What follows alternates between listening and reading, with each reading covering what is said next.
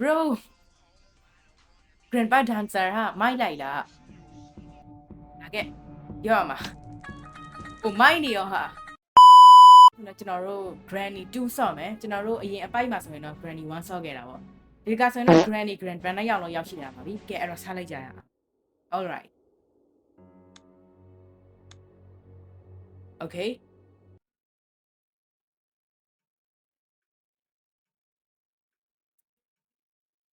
day 1 all right ကျွန်တော် day 1စပါပြီအဲ့တော့ကြည့်ရသေးရပေါ့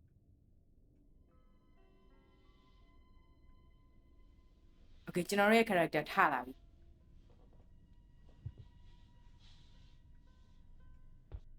granny 2မှာအလောက်မမိုက်ဘူးတိလား granny 1မှာဆိုရင်ကျွန်တော်တို့အိတ်ဖို့အတွက်လုံးဝအဲ့ရကောင်းကောင်းလေးပေးထားတာ granny 2မှာကြာကျွန်တော်တို့ဒီတိုင်းပြင်များတစ်ခုပေါ်တင် all right နောက်ကောင်လုံးကျွန်တော်တို့အောက်ကိုခေါ်မယ် granny grandpa နှစ်ယောက်လုံးပေါ့ sorry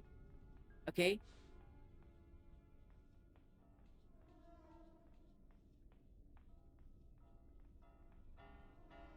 oh grandpa လည်းနားကြရလားဟာ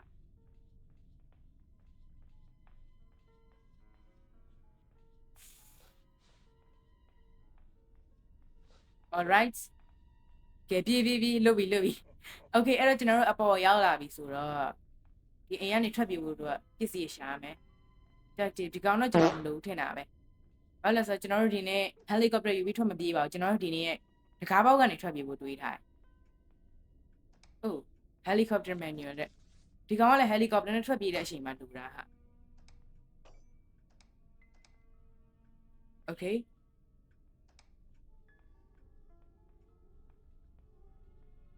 ဒီဘက်မှာပါရှိတယ်ဟိုတခုခုတော့ရှိရဲအဲ့ဒါတော့နောက်မှကြည့်မယ်ဒီဘက်မှာရော oh stun gun အိုးအဲ့လိုဆိုင်မိုက်သွားပြီကျွန်တော်တို့ granny နဲ့ grandpa ကိုနှစ်ယောက်လုံးတမလို့ရပြီ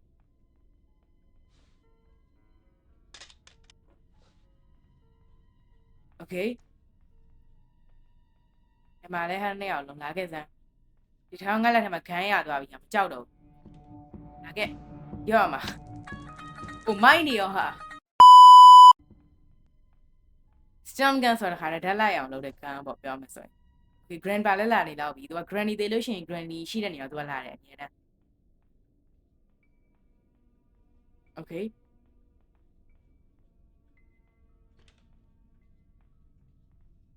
အိုးလာပြီ all right ဒီခါတော့မကြောက်တော့ဘူးဟဲ့ကောင်ရေးမင်းတို့ဒီဘက်မှာဘာရှိလဲမသိအထွေတို့ဘာမှတော့မတွေ့ဘူးထားလိုက်ပါတော့အဲ့တော့ခဏဒီကောက်ရှိမှာကျွန်တော်တော့တစ်ခုတွေ့ထားတယ်သူ level မှာအမြဲဟိုဆွဲထားတဲ့တော့လေ okay အဲ့ဒါယူလိုက်ရအောင်လို့ရှိရတယ်ဟဲ့လေနော် okay security key ရပြီအဲ့တော့ကျွန်တော်တို့ဒီ account ကိုဖွင့်လို့ရပြီ all right oh CCTV camera တော့ဒီထဲကနေအများအားစောင့်ကြည့်ရကျွန်တော်တို့ဒီထဲမှာ oh door hand oh ဒီကောင်ကအဓိကပဲဗျကျွန်တော်တို့ထွက်ပြေးမယ်နေဒီကောင်ကျွန်တော်တို့ဒီကနေအောက်ကိုပစ်ချလို့ရတယ်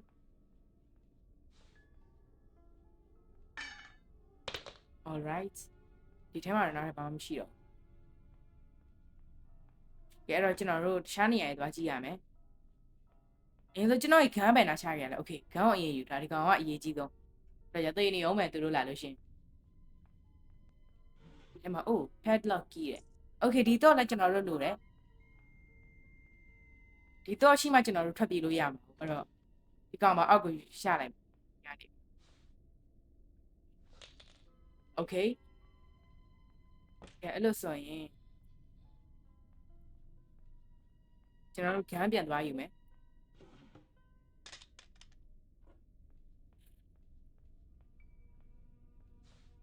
အိုးအရှိမ crowbar okay ဒီ crowbar လည်းကျွန်တော်တို့လိုတယ်ပေါ့ကျွန်တော်တို့လိုတဲ့ပစ္စည်းရတော့တွေ့နေပြီရမျိုးစိမ်မကြတော့ဘူးကျွန်တော်တို့ထွက်ပြေးလို့ရပြီသိလားလောက်ကြောက်ဖို့လည်းမကောင်းတော့ဘူးအစားကြောက်ဖို့ကောင်းမှထင်တယ်အဲ့လွယ်သွားပြီokay ဒီမှာ granny က okay လာခဲ့ရောမှာ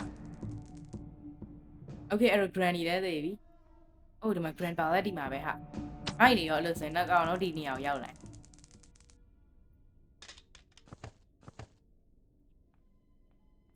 ကဲလို့ဆိုရင်တော့ကျွန်တော်တို့ crowbar ကိုလည်းအောက်သွားချလိုက်မယ်ခဏလေအောက်မချခဲ့ကျွန်တော်တို့အဘက်ကအခန်းထဲမှာ box တစ်ခုရှိရဲအဲ့ဒီကောင်ဖွင့်ရအိုးဒီထဲမှာ cutting glass okay ဒီကောင်လည်းလိုတယ်ဆိုတော့ဒီဆုံးလိုတဲ့အလုပ်ကိုအရင်လုပ်လိုက်မယ်ဒီမှာကျွန်တော်ဘာလုပ်ရမလဲဆိုတော့ဒီကောင်အဲ့လိုက်ဖြတ်လိုက်မယ် okay အဲ့တော့ကျွန်တော်တို့ဆော့ crowbar လည်းတွားယူလာမယ် crowbar လည်းလိုတယ်ဒီကောင်ကနှစ်နေရာလိုပဲလို့ပြောရမယ်အောက်မှာကျွန်တော်တို့လိုသေးရပေါ့ဒီကောင်လည်းအောက်ကိုချလိုက်မယ် okay ကဲအဲ့တော့ကျွန်တော်တို့ခုအပေါ်သွားရအောင်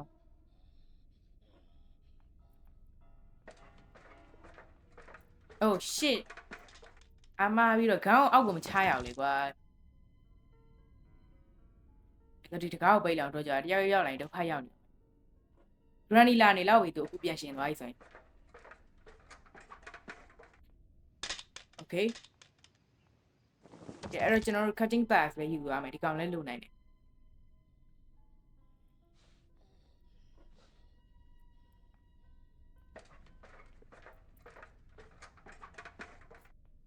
alright ဒီထဲမှာပါရှိလဲ oh hand wheel ဒီကောင်လည်းလိုတယ်အဲ့တော့ဒီကောင်ကအောက်ချလိုက်မယ်ကျွန်တော်လိုတဲ့အရာတွေတော့တွေ့နေပါပြီနောက်လည်းဘာလို့သေးလဲမသိဘူးဘုံမှာနောက်တဲ့အခန်းတစ်ခန်းရှိရအဘလည်းသွားစစ်ကြည့်ကျွန်တော်အပေါ်ဘက်ကိုတော့သူတို့တက်လို့မရပါဘူးသူတို့ကအောက်မှာပဲနေတာဆိုတော့သူစီရမလို့အပေါ်မှာအေးစင်းနေလို့ရ okay ကဲအဲ့တော့ကျွန်တော်တို့ဒီပလာလည်းလိုတယ်ဒီပလက်ရနဲ့ကျွန်တော်တို့ဟိုကောင်ဖြန့်မယ်အဲ့ဒါဒီကျိုးတွေပေါ့ပြောရမယ်ဆိုရင် oh shit bro အကောင့် dead body လဲဟာဒီထဲမှာ grenade okay လို့ဆိုတော့ကျွန်တော် granny ကိုကောင်းကောင်းသင်ခန်းစာပေးလို့ရတယ် granny ဘယ်နာလဲဘယ်နာမှလည်းမသိဘူးဒီကောင်ရင်တော့အောက်ချလိုက်မယ်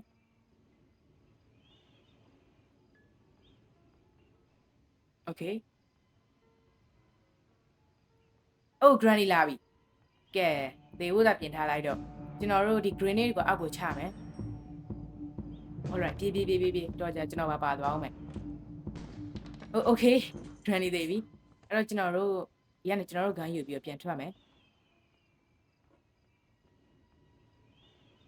ဒီထဲမှာဘာရှိလဲမသိဒီထဲမှာပဲစစ်သွားလိုက်အိုးအမတော့တစ်ခုတော့တွေ့ရထားလိုက်တော့အဲ့ဒါတော့ဒါပေမဲ့ grandpa ဘယ်မှာလဲမသိဘူး grandpa အခုထိရှိနေသေးရဲ့အိမ်ထဲမှာ okay တွေ့တော့မတွေ့ဘူးထားလိုက်တော့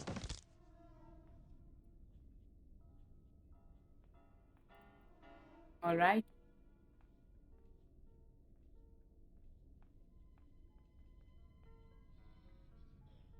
အဲ့လို့ဆိုရင်ကျွန်တော်တို့ဟို hand wheel ကိုလည်းကျွန်တော်တို့အောက်သွားချရမယ်ပေါ့နော်အဲ့ထက်ရင်ဆုံးခဏလေး grandpa ကိုကြည့်လောက်မယ် grandpa အောက်ကတိတ်လို့ရှင်ဒုက္ခရောက် okay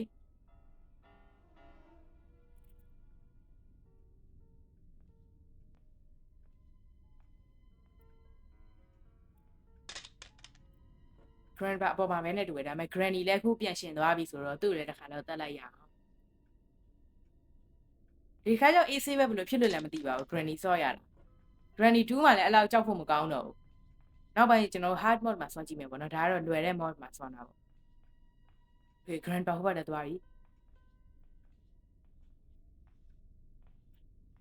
အဲ့တော့ granny ကိုစောင့်နေတာ granny လာမှကျွန်တော်တို့ထွက်လို့ရမှာဒီကနေပြီးတော့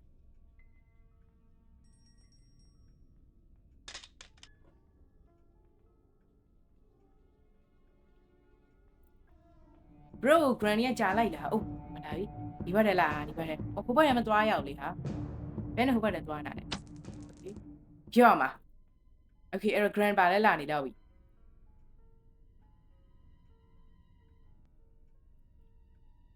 okay grandpa ခုအိမ်ပေါ်ရက်ကိုလာနေတော့ပြီကျွန်တော်တို့ဒီဘက်လမ်းနေထွက်သွားလို့ရရင်နော် all right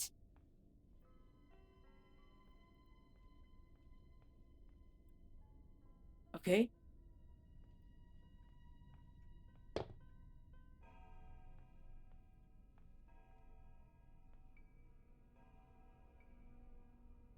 ဘယ်ဘက်ကလာမှာလဲဟာဒါမှကျွန်တော်ဒီဘက်ကနေထွက်သွားလို့ရတယ်အဲ့တော့အဘက်ကနေထွက်သွားရအောင်ဒီဆိုကျွန်တော်တို့ဒီ hand wheel ကိုအောက်ကိုပစ်ချလိုက်မယ်ဒါရကျွန်တော်တို့အကုန်လိုမဲ့အရာတွေကြီးပဲเนาะ okay အခုတော့ကျွန်တော်တို့လွတ်မြောက်ဖို့အတွက်လက်တကမ်းပဲလိုတော့တယ်ဟို shit ဟာဒီဂန်းကဘယ်လိုဖြစ်လာလဲယူလို့ရမရအောင်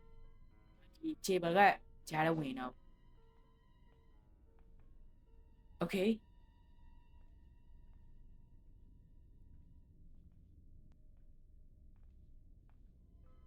ဟိုမှာ grandpa ဟာဘယ်သွားနာလဲ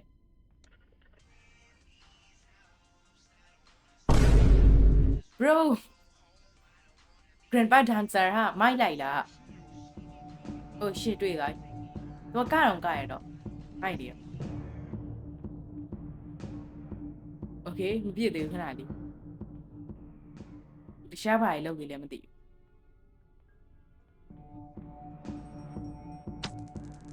းကဲအဲ့တော့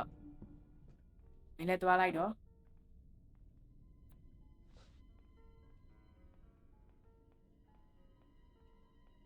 အဲ့တော့ကျွန်တော်တို့အောက်ဘက်ကိုသွားရအောင်အဲ့ဒီမှာ grandpa မရှိဘူးမလား okay အဲ့ကျွန်တော်အောက်ကိုသွားမယ်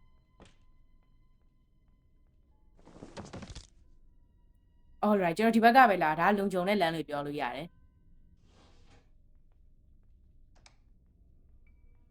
ဒီထဲမှာ oh boat ဒီကောင်ကတော့မလို့ဘူးပေါ့ပြောရမယ်ဆိုရင်အဲ့တော့ကျွန်တော်တို့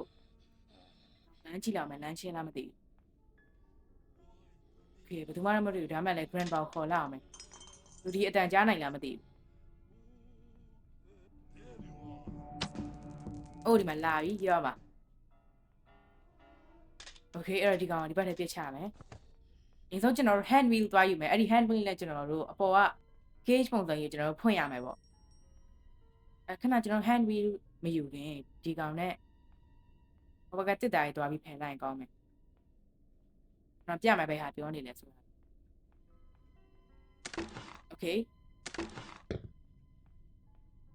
alright ကျွန်တော်တို့ဒီတကားကြီးအပြီးဖွင့်ရမယ်ဖွင့်ပြီးလို့ရှိရင်တော့ကျွန်တော်တို့ထွက်ပြေးလို့ရပြီပေါ့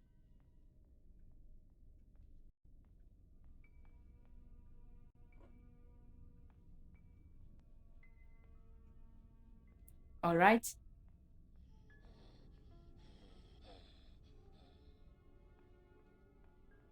အဲ့ဒါကကျွန်တော်တို့အောက်ကိုယူသွားရမယ်အောက်မှာတက်ရမှာပေါ့ဒီကောင်ယူ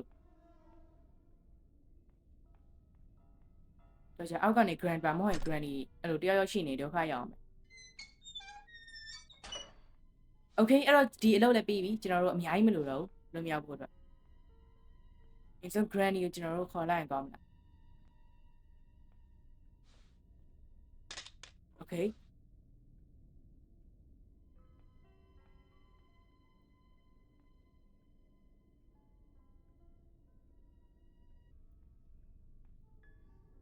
granny ရမယ်မလဲဟာခုထိမလာသေးဘူးနောက်တစ်ခေါက်ခေါ်လိုက်ရအောင်သူကအတန်ကြားရင်လာလေဟာဘယ်လိုလုပ်မလာတော့ရလဲ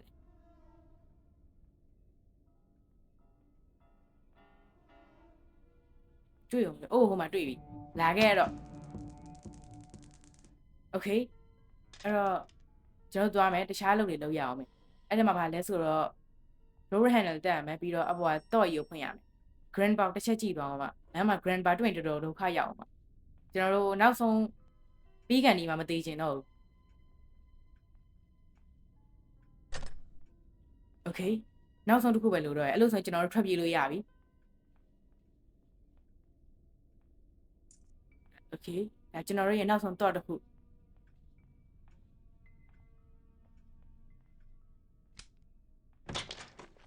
alright ကျွန်တော်တို့လွတ်သွားပြီအဲ့တော့ဒီတစ်ခါအဲ့တော့မခက်လိုက်ဘူးပေါ့ဗျာ easy မှာဆော့တာဆိုတော့နောက်ပိုင်းကျကျွန်တော် normal ဒါမှမဟုတ် hard မှာလည်းဆော့ရမယ်ဒီနေ့ပဲလောက်ပါပဲတကယ်လို့ကြည့်ရှုရကြိုက်နေတဲ့ဆိုရင်တော့ like and subscribe လုပ်လည်းမေ့ပါနဲ့ goodbye